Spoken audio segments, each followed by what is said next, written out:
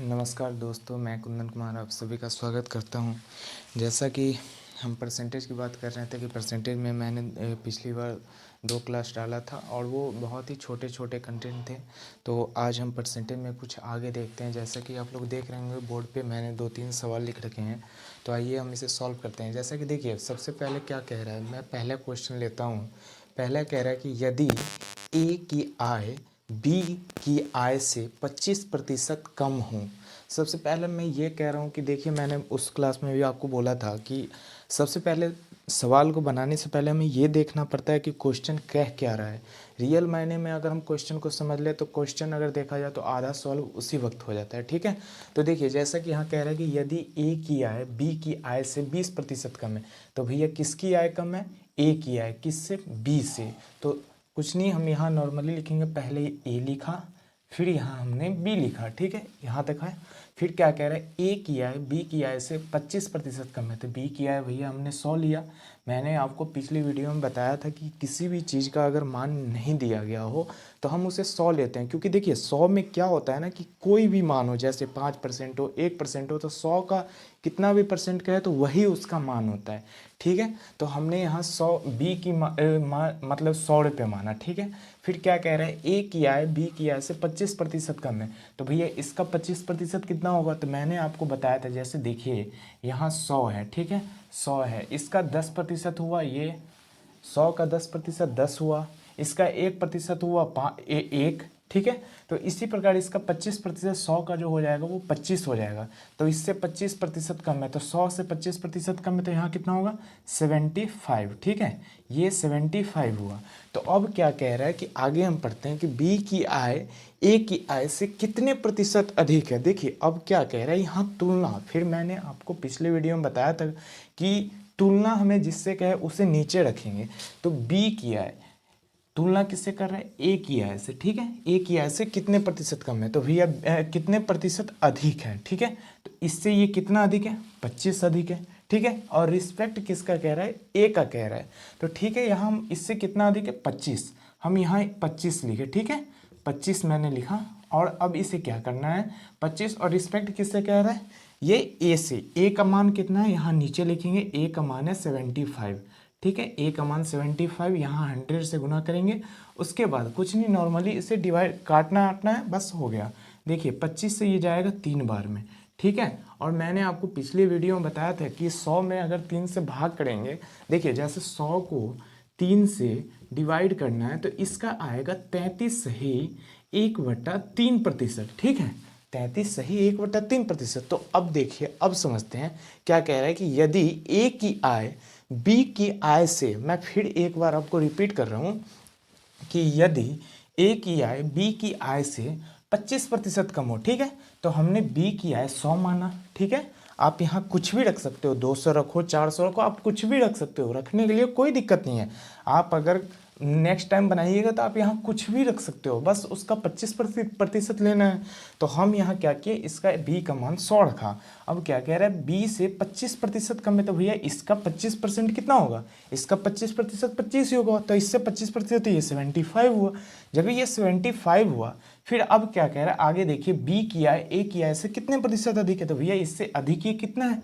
25 अधिक है। ठीक है, 25 अधिक है, तो 25 अधिक है, 25 मैंने लिखा, गुना, फिर यहाँ परसेंटेज मिला, परसेंटेज मिलाना है तो यहाँ 100 से गुना करना है। देखिए मैं आपको क्या कह रहा हूँ कि अगर कोई संख्या को हमें परसेंटेज में लाने के लिए बोले, ठीक है, यहाँ क्या कर रहे हैं, देखिए यहाँ क्या कह रहा है? प्रतिशत। ठीक है, एक चीज़ आप नोटिस कर रहे हो, यहाँ क्या कह रहा है कि प्रतिशत, तो यहाँ प्रतिशत में पूछ रहा है भाई मेरे। तो प्रतिशत में अगर कोई चीज़ पूछे तो इसे 100 से गुना करेंगे।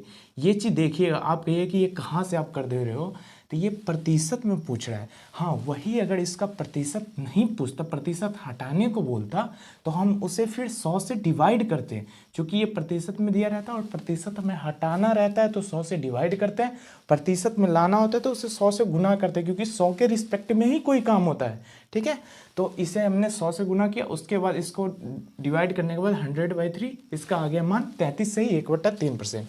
तो इसका आंसर हो जाएगा 33 सही 1/3% अधिक। ठीक है, अब नेक्स्ट क्वेश्चन देखते हैं कि क्या कह रहा है कि 740 का 35%। सबसे पहले यहाँ ये देखना है कि का मतलब क्या होता है। तो मैं आपको बता दूं कि का मतलब होता है कि गुना, ठीक है। का मतलब होता है गुना। अगर हमें कहीं भी का लिखा रहे तो इसका मतलब है कि उसका गुना करना है, ठीक है। तो यानी कि 740 का 35%। तो ये मतलब यहाँ ये का सेंस मतलब ये गुना का नहीं कह रहा है, ठीक है। यहाँ वो का सेंस गुना नहीं है। लेकिन अगर नॉर्मली देखा जाए तो बोर्ड मास का रूल आप लोग जानते होंगे। बोर्ड मास में पढ़ा जाता है कि का मतलब गुना होता है। का अगर कहीं भी का दिया रहता है तो हम उसे गुना करते हैं, ठीक है। तो यहाँ वो का सेंस गुना नहीं है। ये क्या कह रहा है, 740 का 35%। तो 740 का भैया 35% कितना होगा, तो कुछ नहीं, नॉर्मली देखिए ये 740 है, ठीक है। 740 है, इसका कितना हो गया, ये हो गया 10%, ठीक है। ये 10% हो गया तो इसका 30% हम लेंगे, ठीक है। तो 30% इसका 74 से 3 से गुना करेंगे, ठीक है। 74 से 3 से गुना करने के बाद या फिर इसे नॉर्मली हम ऐसे भी निकाल सकते हैं कि 740 का 35%, ठीक है। 35% इंटू 100, ठीक है। 740 का 35% इंटू 100। तो नॉर्मली यहाँ हम इसको इससे काटेंगे और इसको 7 से गया और ये 2 से गया, ठीक है।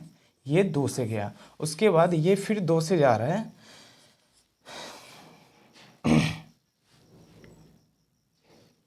37, फिर आ गया 37 गुना 7, ठीक है। तो इसे गुना करेंगे, 7 सत्ते 49, 9 हाथ में आया 4, 7 या 21 और 4 25, ठीक है। 559 आया हमारा, ठीक है। 7 सत्ते 49, 9 हाथ में आया 4, 7 या 21 और 4 25, 259 आ गया। कहने का मतलब ये हुआ भाई मेरे, इसे देखिए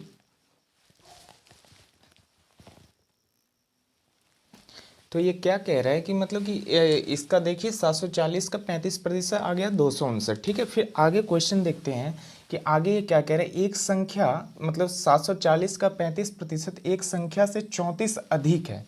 यहाँ क्या जिक्र कर रहा है, अधिक है। तो ये 34 अधिक है ना, ठीक है। तो 259 है ये संख्या का मान, इसका 35% आया 259, तो ये इससे 34 अधिक है। तो इसमें से 34 नॉर्मली हम माइनस कर देंगे, ठीक है। 34 माइनस करने के बाद हमें वैल्यू क्या प्राप्त होगा, 225 यानी 225 प्राप्त होगा, ठीक है।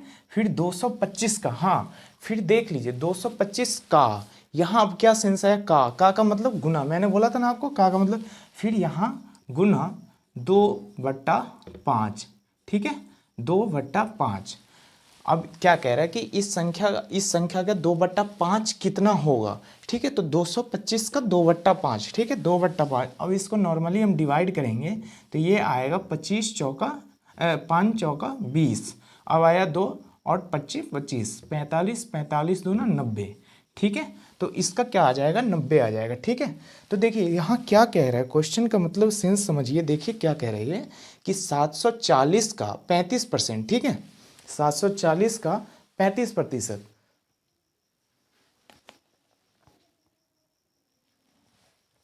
740 का 35% एक संख्या से 34 अधिक है। तो भैया हमने पहले 740 का 35% निकाला, तो 35% निकाला तो ये आ गया 259। फिर ये कितना अधिक है, 34 अधिक है। तो 34 अधिक है तो हमने 34 माइनस कर दिया, आया 225। अब 225 को का मतलब मैंने आपको बोला हुआ था कि का सेंस होता है गुना, जो कि मैं यहाँ देख के बोला था, लेकिन ये यहाँ अप्लाई हो रहा है। और यहाँ वो 35% देखिए अप्लाई तो गुना का ही हो रहा है यहाँ भी, देखिए चूंकि इसलिए मैं कह रहा हूँ कि यहाँ मैंने क्या किया था 740 और गुना 35/100। तो भैया मैंने का तो यहाँ भी गुना ही हुआ है, बट कहने का सेंस यहाँ सॉलिड देखिए इसका 2/5%, इसका 2/5 आया 90, ठीक है। तो ये इसका आंसर आ जाएगा 90। अब अगला क्वेश्चन देखते हैं क्या कह रहा है कि किसी वस्तु की 10% तथा 10% की दो क्रमवार मूल्य वृद्धि की तो एकमात्र वृद्धि के समतुल्य है। कहने का मतलब क्वेश्चन ये कह रहा है कि कोई वस्तु में पहले जैसे कि मान के चलिए उसका मूल्य 100 रुपये है, ठीक है। फिर हमने उसका 10% बढ़ाया, फिर उस पर हमने 10% बढ़ाया। कहने का सेंस ये है कि ये दो बार जो हमने इसका मूल्य दाम बढ़ाया, तो इसका एक ही मूल्य हम कितना बढ़ा सकते हैं, जो हमें दो बार नहीं करना पड़े, एक ही बार में करना पड़े। तो आइए सॉल्व करते हैं। देखिए सबसे पहले क्या है यहाँ हमने लिखा, चलिए इसको डिनोट मैं करता हूँ आपके समझने के लिए, फर्स्ट और सेकेंड और थर्ड, चूंकि ये 3 बार जिक्र हो रहा है, ठीक है। तो पहले हमने माना वस्तु का मूल्य, यहाँ मैं लिख रहा हूँ वस्तु का मूल्य, ठीक है, वस्तु का मूल्य। तो माना मैंने वस्तु का मूल्य 100 रुपया है, ठीक है, 100 रुपया, फिर इस पे 10%, 100 का 10%, ठीक है, 100 का 10% बढ़ाना है। तो 100 में 10% बढ़ाएंगे तो 10 होगा, तो इसका 10% बढ़ाने के बाद यहाँ मान आ गया 110, ठीक है, इसका मान आ गया 110। अब क्या कह रहे हैं, फिर इसको 10% बढ़ाना है, फिर इसको हमने 10% बढ़ाया, फिर इसको जब हम 10% बढ़ाएंगे भाई मेरे, 110 का 10% कितना होगा, तो 110 का नॉर्मली मैंने आपको बताया था कि इकाई के बाद दशमलव लगाओ, उसका 10% आता है, दहाई के बाद दशमलव लगाओ 1% आता है, तो इकाई के बाद दशमलव लगा 11 आया, 11 बढ़ेगा इसमें, तो 110 ऑलरेडी है, 11 बढ़ने के बाद 121 आ जाएगा, ठीक है, 121 आ जाएगा। तो यहाँ क्या कह रहा है कि किसी वस्तु की ये 10% तथा 10% की दो क्रमागत मूल्य वृद्धि का एकमात्र वृद्धि के समतुल्य होगा, ठीक है। तो एकमात्र वृद्धि, तो यहाँ टोटल कितना बढ़ रहा है 21%। तो अब ये कह रहा है कि ये जो 2 बार हमने 10% करके बढ़ाया, इसका एकमात्र वृद्धि कितना होगा, तो हम यहाँ से तुलना करेंगे, फर्स्ट से लास्ट टर्म का तुलना करेंगे, ठीक है। तुलना करने के बाद हम देख रहे हैं कि ये 100 है और ये तो 21 हो गया, 121, तो अब ये वृद्धि कितनी हो रही है, 21 रुपये, मतलब 21% की। कहने का सेंस ये हुआ कि दो जो छूट हमने दिए थे 10% और 10%, उसके बदले में अगर हम डायरेक्टली 21% की छूट दे दे तो वो भी सही होगा, ठीक है। तो यही क्वेश्चन का कह रहा है, तो इसका आ जाएगा आंसर 21%, ठीक है, 21%, ठीक है।